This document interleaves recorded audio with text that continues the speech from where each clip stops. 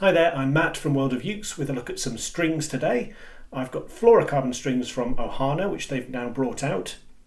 They're clear fluorocarbon made in Japan, and they come in two sizes, one set for soprano or concert and another set for tenor, and they also produce those sets in low G format and high G format. So I've got high G strings on to try today on a tenor. I'm using one of the Ohana PKT-220G ukuleles, so this is an all solid mango tenor pineapple. And I've also got another one here which is as they come with Aquila strings. So we'll have a listen to the fluorocarbons and compare them to the existing stock strings. So that's what I'm going to do. What I can say about them is at the same time as restringing this instrument, I also restrung another one, a soprano with a Nui black water strings, and I also was doing a tenor with Worth Brown strings, and I hung the three on a rack in my office, and every time I would walk past I would give them a quick tune up just to get them settled in. Now I can say that the Ohana fluorocarbon strings were the first to bed in. The Nui black waters were second, and I'm still working on the Worth Brown. So they do settle in fairly fast. I would say, gauge wise they're thin but not too thin. Tone wise they're bright and clear but not tinny. So they're kind of, in some ways you could say they're unremarkable, but that's in a good way. If you haven't tried fluorocarbon strings before, this would be a really good set to try, because there's nothing sort of specialist about them that might put you off. Some of the other types of strings, like Worth Browns, they're very popular, but some people find them a little hard. And Nui black waters, they are strings which they come on the Moobird, and they have a great reputation, really popular, but they're very, very thin. But when I say sort of average fluorocarbon strings, I don't mean that it seems like I'm damning it with faint praise, but actually it's a good thing. There's nothing unusual about them. They're just really nice strings, not too expensive, so they seem a good safe bet to me. So we'll have a listen to them with the Aquila comparison. I'm going to start with the Aquila one actually in each of these sound samples, and then move on to the fluorocarbon. So we'll listen to what the Ohana fluorocarbon string sets sound like now.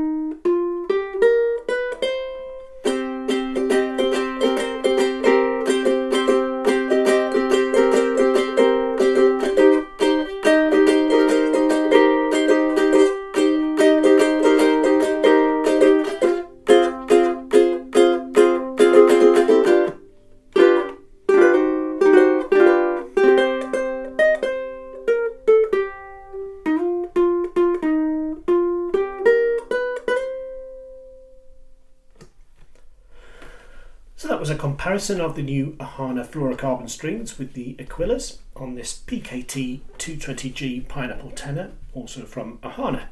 So I'd be interested to know what you think, which one you preferred.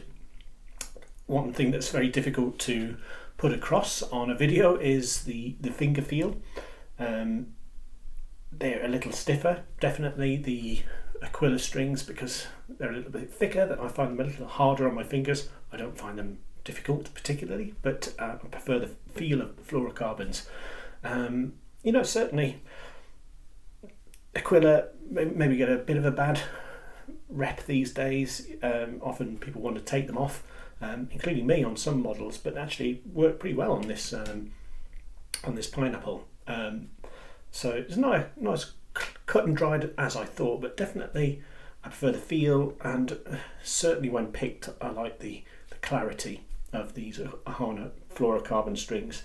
As I say, yeah, a good choice. They've impressed me without maybe not offering anything hugely new to the market. The strings, after all, they can't perform miracles, but yeah, a really solid fluorocarbon choice, Ohana fluorocarbon strings. Thanks very much. See you next time. worldofukes.co.uk